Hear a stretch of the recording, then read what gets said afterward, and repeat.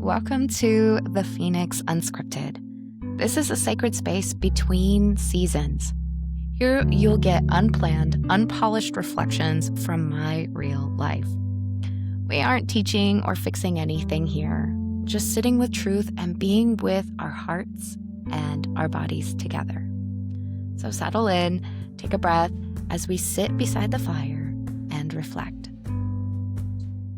So I'm exploring different mythologies and texts about Lilith and about other dark feminine goddesses.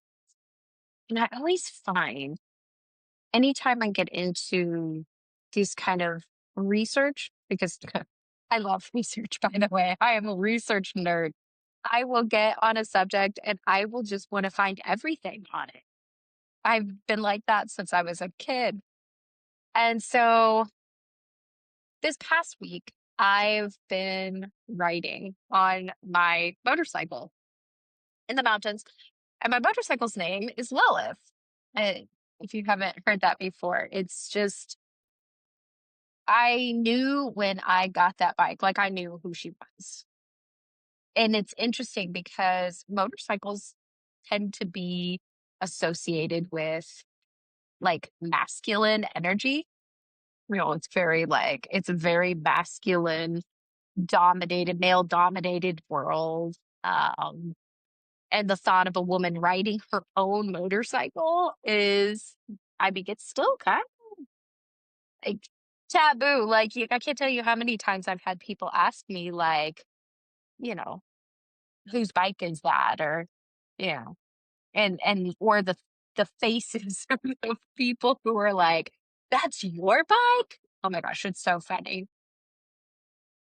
But like, I knew her name was Lilith right after I got her. I got her in March of 2021. And I was in the process of a deep feminine, like divine feminine awakening at that time. I had briefly been introduced to Lilith during that time. She came to me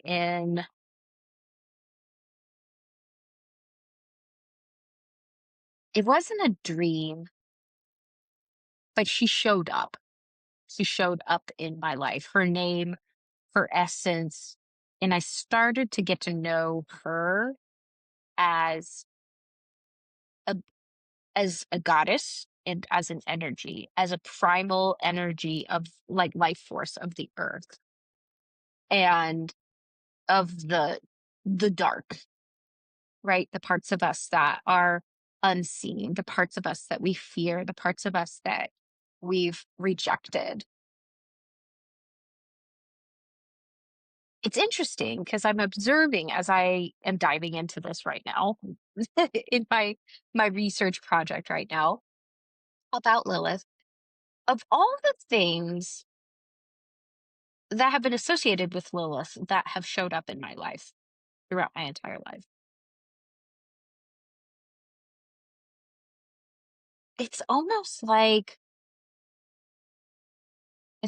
my life experiences have been trying to show me or trying to wake up these old memories of that I've held that always have been here, that are a part of my psyche, that are maybe even a part of my DNA or a part of my soul, right? That my physical experience has been constantly trying to remind me of. Lilith, in her kind of original mythology through like the Kabbalah and Judeo, you know, ancient Sumerian texts and Judeo texts, she was a creature of the night. They associated many, many, many things with her, things that are not understood by the consciousness, by logic, by the light, because she is the dark. She is the polarity of this world that we live in. She is the mystery. She is the chaos. And so those things that are misunderstood, namely forces of nature, elements, animals, creatures, mm, just unknown mysteries often are associated with Lilith. It's like they shoved everything that people could not explain and that they judge as negative experiences and gave it to her, used her as this like scapegoat. So, coming back to my personal experience, when I was a child, I remember going in my backyard. This would have been in the very early 90s. I was homeschooled at the time. And I remember going in the backyard during the summer and seeing a family of bats. These are little brown bats that live in Indiana, the most common bat in Indiana. And I would go out there for hours. Like I would go out there at dusk and wait until the sky was pitch black and I could no longer see them anymore. And I would just go out there and watch them. I asked for a composition book and I started recording what I was seeing, like how many I saw, what they were doing.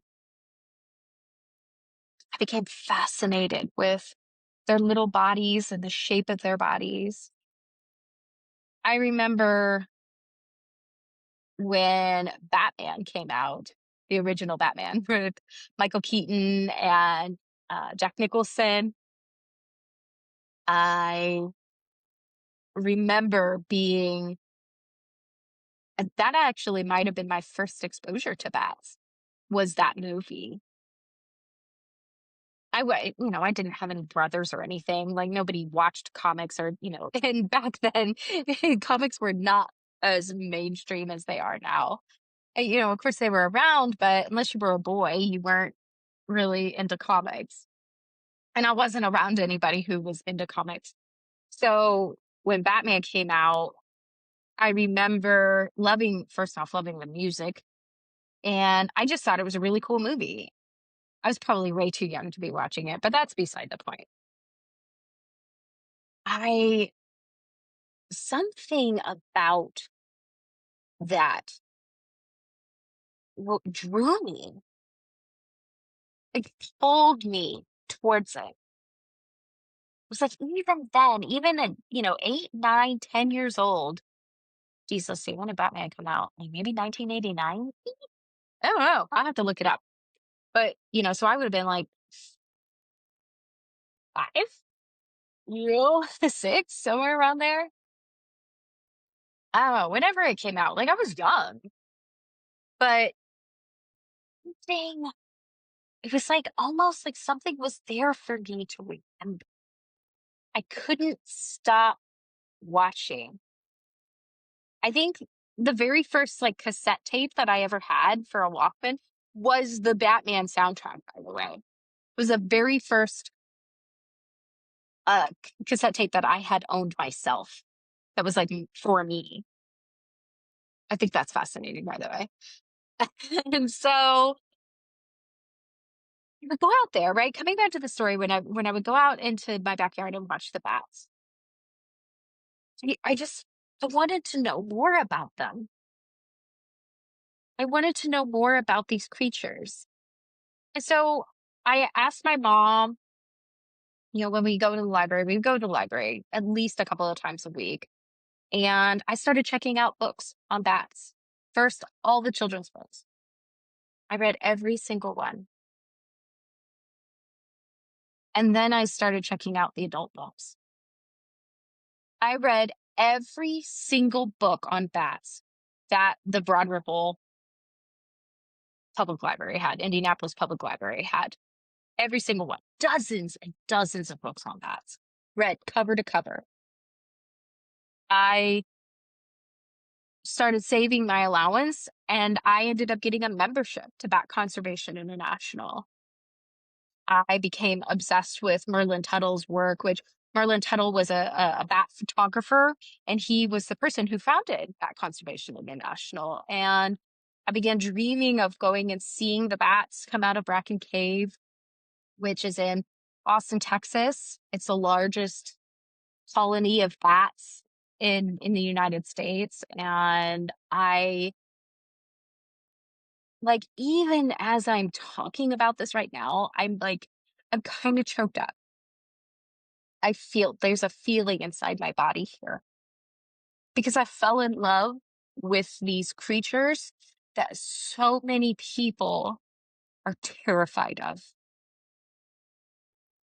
that are disgusted by, that have dismissed, that have, they're just, they think they're dirty, they think they're riddled with disease, they're scary, they get caught in women's hair and they'll suck your blood. And of course, they took the story, of bats, right? And made it into a horror trope. It became associated with vampires, which are creatures of the night, human-like undead creatures who feast on the blood of people, and basically in a non-consenting taking of life, and there's a whole thing, right, that goes into the whole vampirism, right? And so bats became associated with vampires and became this kind of cultural subversive dislike for this creature. Of course, when I'm 8 years old, I didn't know any of that. I think I vaguely knew that there was some association between bats and vampires, but I mean, you have to remember too, I grew up in a very conservative Christian, kind of uh, evangelical Christian church. And so I wasn't allowed to be exposed to those kinds of things. And, vampires and, were evil. And so, anything like that. But found them fascinating, and so much so that I even dreamed about becoming a biologist who studied bats. That was something that I thought about doing and growing up as is becoming a scientist who studied bats because I was so fascinated by them.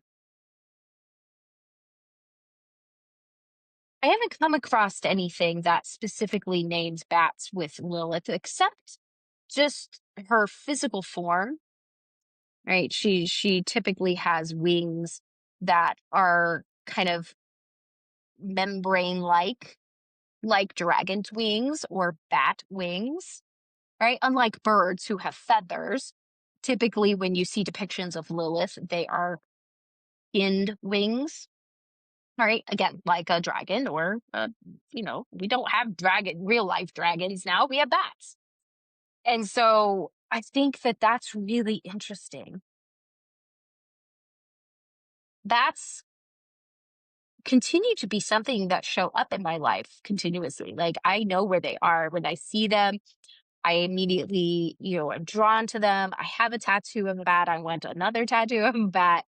I don't necessarily, I'm I'm not obsessed with them like I was when I was younger, but I I think it's fascinating because why, I ask myself, why was I drawn to something like that? Was it the dark feminine, the unknown, the mystery that was trying to reach a piece of me in my psyche, to reach a part of me, to open up my heart to the dark, to open up my heart to the pieces that the world has neglected, or has like pushed away. In essence, the dark feminine. there's other pieces too.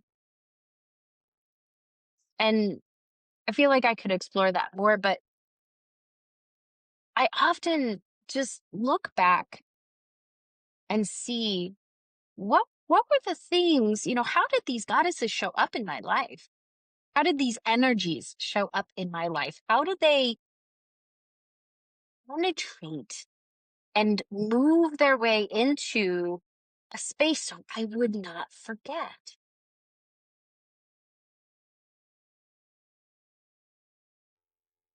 I would love to I'll invite you to ponder on this. How has how has the breadcrumbs of your life shown you pieces of who you are? What has continuously been a theme that's reminded you of things that you were always meant to remember? The other piece was the unicorn. I just learned that today. I didn't know that the unicorn was associated with Lilith. I'm reading the book of Lilith by Barbara, oh, BBK. I can't remember her full name, but it's it's okay. But she was reading something that was a mythology that spoke of Lilith as like a single horned creature, and she was a single horned creature, a unicorn, and that was fascinating too because again, that was another mythology, like another creature that showed up for me as a child that I was fascinated with. There was a movie that came out in I think again 80s, called The Last Unicorn, and there were so many pieces in that movie that it was like remembering an old story. And I would watch it over and over and over again, and it it was interesting because in the movie, the last unicorn, she had forgotten who she was. She had forgotten she was this like magical creature, and she had fallen into a space of the expectation kind of the time of a lady that she would marry and that she would be in love, and that she was just like kind of a waif of a thing that had no power or no thought of her own, no, that she was in love, but that she wasn't unto her own. And of course, she had the prince who loved her, but the cost was her independence. The cost was her truth. And she was going to forget who she was. And if she completely forgot who she was, then she would know she wouldn't be a unicorn anymore. She would become a woman. And I think that story, again, I was so young. I had no concept of patriarchy. I had zero concept what of awakening or being asleep or any of that. But it was like everything was in there. That story, like it imprinted a memory inside of me. So that way, when the time came and I started to remember, I started to awaken to my own divine feminine essence and my own cycles and my own truth and the wisdom that had been locked inside of me my whole life, or even, in my DNA for millennia. I, it's like those stories gave me the words, it gave me the thoughts, it gave me the blueprints to remember. And I don't think I'm the only one.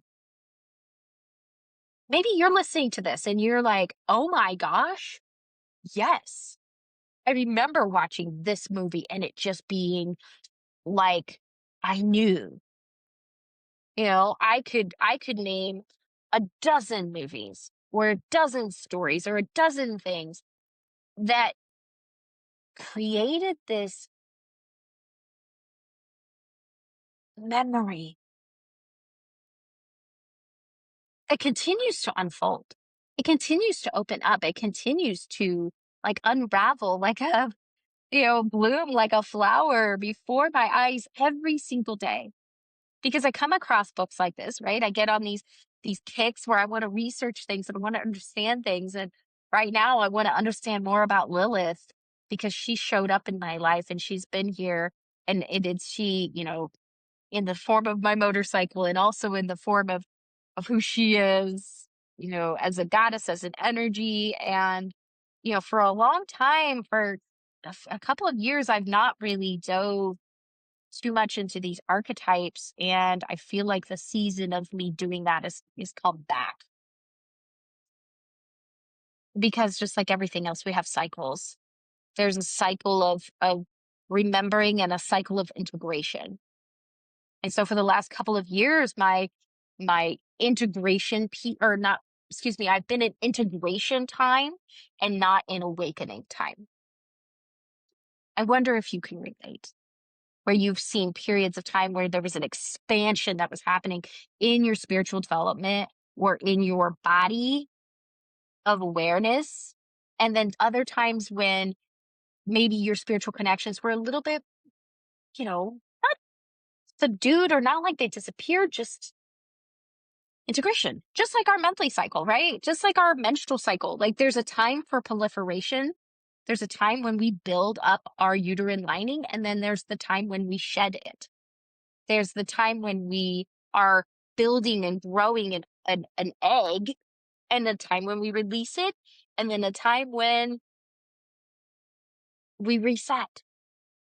We're not just constantly growing every single day over and over and over and over again. And so like as above, so below.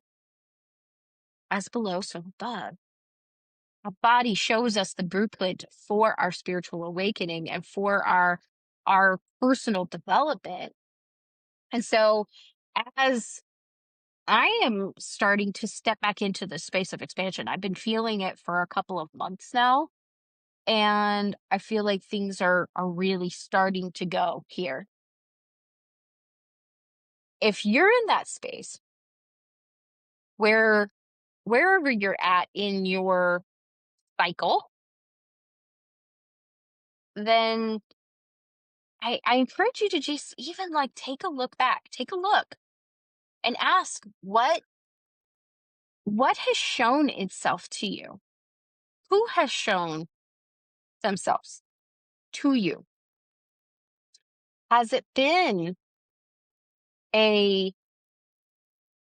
through movies, through songs, through experiences that just like resonated with you and have held pieces of memory within you? What things as a child were you drawn to?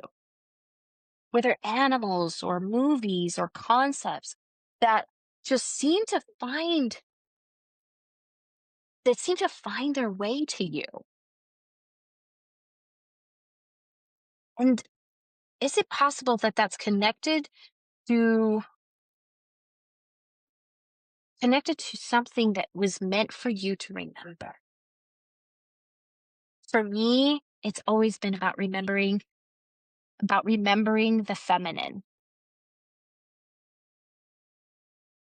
Maybe it's something for you too. Maybe it's remembering your feminine. Maybe it's remembering your truth. I think this is a fascinating subject, and I feel like I could go on forever. But I think this is a good place.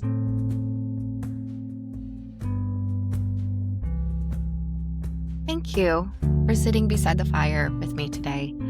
Even though we can't see each other, I feel honored to have shared sacred space with you. Before you go, take a moment and notice how your body feels. If this reflection offered you something meaningful, pass it along to someone you'd love to sit beside the fire with. We heal in circles, not alone.